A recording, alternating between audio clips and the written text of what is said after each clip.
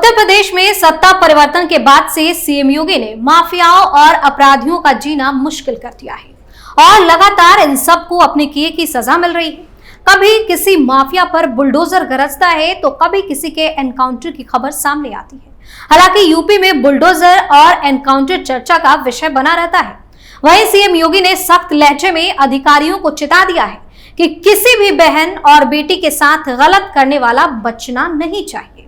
UP में एक से बढ़कर एक माफिया है, लेकिन कहते हैं कि बुराई चाहे लाख ताकतवर क्यों ना हो, एक दिन अच्छाई से हार ही जाती है और घिनौने लोगों को उनके किए की सजा जरूर मिलती है। नमस्कार, आप देख रहे हैं कैपिटल टीवी उत्तर प्रदेश और मैं हूं आपके साथ दिव्या सिंह। इस खास प्रोग्राम पर्दाफाश में आपका स्वागत है। पर्दाफाश में आज पर्दा उठाएंगे माफिया विजय मिश्रा के घिनौने कांड से। बताएंगे कि कैसे उसको मिली है उसके करतूत की सजा। तो चलिए शुरुआत करते हैं। माफिया विजय मिश्रा का घिनौना कांड। चुनाव के दौरान महिला सिंगर से हैवानियत, अब मिली माफिया को उसके करतूत की सजा। शातिर दिमाग वाले मिश्रा को 15 साल की जेल। कहते हैं कि अपराधियों की कोई जाति या धर्म नहीं होता, बुरे कर्म ही उनकी पहचान होती है। अपने काले कारनामों को छिपाने के लिए वो भले ही सफेद पोश हो जाएं, किसी पार्टी से चुनाव लड़कर सांसद या विधायक बन जाएं, लेकिन उनकी करतूत कम नहीं होती। इतना ही नहीं, एक न एक दिन उनके कुकर्म उनके सामने आ ही जाते हैं और उसके बाद उनकी गर्दन कानून के लंबे हाथों में होती है। प्रयागराज के माफिया अतीक अहमद से लेकर गाजीपुर के बाहुबली मुख्तार अंसारी तक आज हर गैंगस्टर की दुर्गति उनके कुकर्मों की कहानी बयां करती है। इसी कड़ी में भदोही के माफिया विजय मिश्रा का भी नाम शामिल है। ज्ञानपुर सीट से 4 बार विधायक रहे विजय मिश्रा को एक केस में दोषी करार देते हुए 15 साल की सजा सुनाई गई है। इसके साथ ही 10,000 रुपए का जुर्माना भी लगाया गया है। दरअसल साल 2020 में पूर्व विधायक विजय मिश्रा के खिलाफ एक महिला गायिका ने हैवानियत की घटना को अंजाम देने का केस दर्ज कराया था। उसने अपनी शिकायत में कहा था कि साल 2014 के लोकसभा चुनाव के दौरान विजय मिश्रा ने उसे अपनी बेटी के चुनाव प्रचार के लिए बुलाया था। 1 जनवरी 2014 को वो परफॉर्मेंस के लिए अपने कपड़े बदल रही थी। उसी वक्त पूर्व विधायक उसके कमरे में घुस गया और हथियार के बल पर उसको अपनी हवस का शिकार बना लिया। इसके बाद अपने बेटे विष्णु और पोते ज्योति मिश्रा को उसे वाराणसी छोड़ने के लिए भी कह दिया। रास्ते में उन दोनों ने भी उसके साथ हैवानियत की घटना को अंजाम दिया। इसके बाद तो ये एक सिलसिला की तरह चलने लगा। विजय मिश्रा उसे अलग अलग जगहों पर बुलाकर उसके साथ गंदी हरकत करता था, उसे अपने हवस का शिकार बनाता और तो और विरोध करने पर ब्लैकमेल किया करता था। 6 साल बाद तंग होकर उसने केस दर्ज कराया। बता दें कि भदोही के गोपीगंज थाने में विजय मिश्रा के खिलाफ आईपीसी की धारा 376D, 342 और 506 के तहत केस दर्ज हुआ। इस केस की सुनवाई के बाद एमपी एमएलए कोर्ट ने उसे दोषी करार देते हुए 15 साल की कठोर कारावास की सजा सुनाई। हालांकि उनके बेटे और पोतों को सबूतों के अभाव में बरी कर दिया गया। उनके बेटे विष्णु मिश्रा के खिलाफ आर्म्स एक्ट के तहत भी केस दर्ज है। ऐसे में उसके जेल से बाहर आने की संभावनाएं बहुत कम है। पिछले साल ही यूपी पुलिस ने उसके पेट्रोल पंप पर छापा मारा था, जहां से हथियारों का बड़ा जखीरा बरामद हुआ। इतना ही नहीं, वहां से AK-47 भी बरामद किया गया था। फिलहाल आगरा जेल में बंद विजय मिश्रा के खिलाफ 83 केस दर्ज है। इनमें अभी तक केवल 3 मामलों में ही उसे सजा हुई है, जबकि उनके खिलाफ दर्ज 14 केस विचाराधीन है। बता दें कि विजय मिश्रा के खिलाफ जो केस दर्ज किए गए हैं उनमें हत्या के 9, हत्या के प्रयास के 8, हैवानियत के 2, गैंगस्टर के 3, जालसाजी के 4, शस्त्र अधिनियम के 7, धमकी से जुड़े 8, रासुका के 1, खनन के 1, भ्रष्टाचार के 1, अपहरण के 2, जबरन वसूली के 6, SC/ST के 1, गुंडा के 3 और अन्य मामलों में 26 केस दर्ज है। सबसे ज्यादा भदोही में 50 केस दर्ज किए गए। वहीं प्रयागराज में 27, मिर्जापुर में 3, वाराणसी में 1, मेरठ में 1 और वेस्ट बंगाल में 1 केस दर्ज है। इन आंकड़ों को देखकर और उसकी करतूतों का अंदाजा आप लगा सकते हैं। वो यूपी से लेकर वेस्ट बंगाल तक आपराधिक वारदातों को अंजाम दिया करता था। उसको आर्म्स एक्ट में भी 2 बार सजा हो चुकी है। इसमें पहली बार 2022 में 2 साल की सजा हुई थी। जबकि दूसरी बार इसी साल मार्च में 5 साल की सजा और 10,000 का जुर्माना भी लगाया गया था। जानकारी के अनुसार भदोही पुलिस ने विजय मिश्रा के गैंग को D12 के नाम से दर्ज किया है। पुलिस के मुताबिक गैंग के सदस्य संगठित होकर अपराध करते हैं। इसके लीडर पूर्व विधायक विजय मिश्रा है।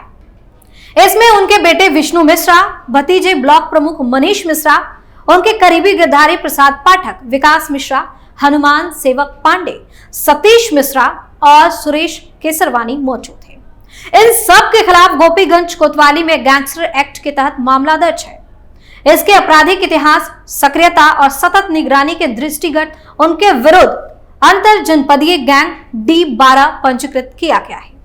पुलिस इस गैंग के सदस्यों के नाम से बैंक में जमा पैसों और अन्य चल अचल संपत्ति कुर्क भी कर रही है। इतना ही नहीं, जिलाधिकारी के आदेश पर अलग अलग खातों में जमा इनके 1,28,88,900 रुपए हाल ही में जब्त की गई है।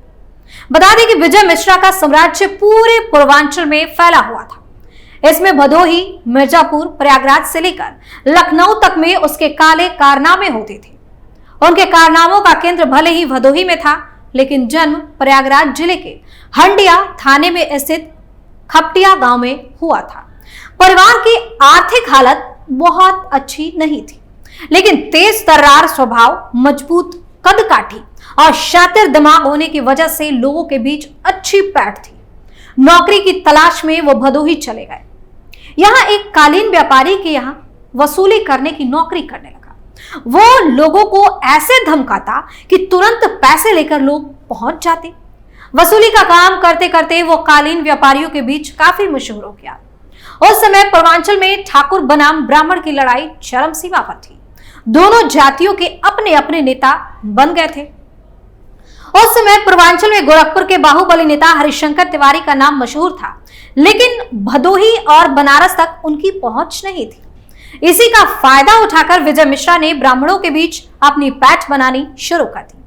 उस समय में भदोही के बाहुबली उदयभान सिंह उर्फ डॉक्टर सिंह से त्रस्त ब्राह्मणों ने विजय मिश्रा को अपना नेता मान लिया।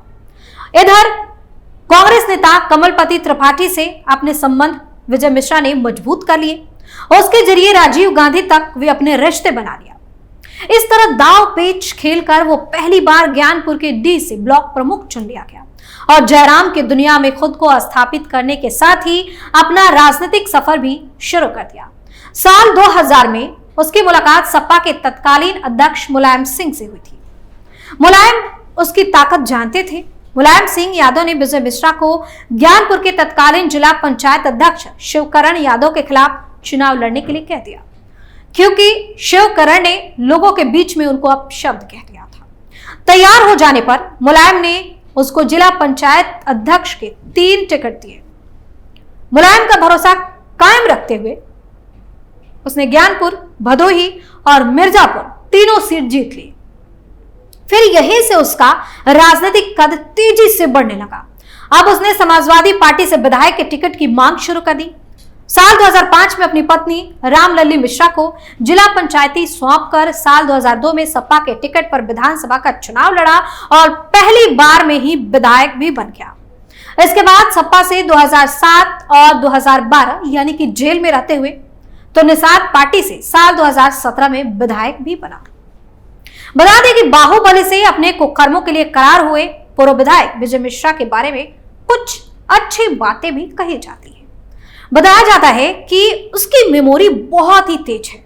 उसको 1000 से ज्यादा लोगों के मोबाइल नंबर याद रहते हैं। वो चेहरा देखकर किसी को बता देता है कि वो किस गांव का है और किसका बेटा है। अपने बाहुबल की वजह से वो लोगों की समस्याएं आसानी से सुलझा देता है। जमीन, प्रॉपर्टी आदि के झगड़ों में लोग उसको मध्यस्थ बनाया करते थे। लोगों के साथ मीडिया से भी उसके रिश्ते बहुत ही मजबूत थे। ज्यादातर स्थानीय पत्रकारों की राय उसके बारे में अच्छी है। इसके साथ ही उसको बहुत धार्मिक भी बताया जाता है। इतना ही नवरात्र में होने वाले कार्यक्रम मशहूर थे। वो 9 दिनों के व्रत के बाद एक बड़ा यज्ञ करता। इसके बाद 40 से 50 हजार लोगों को भोजन कराया जाता। इसमें क्षेत्र के सभी लोग शामिल होते। तो इस तरह से विजय मिश्रा की पहचान लोगों में बनी हुई थी, लेकिन अब उसके करतूतों की सजा उसको मिल रही है। पर्दाफाश में फिलहाल के लिए इतना ही। आप अपनी राय हमें कमेंट करके जरूर बताएं और देखते रहिए कैपिटल टीवी उत्तर प्रदेश। नमस्कार।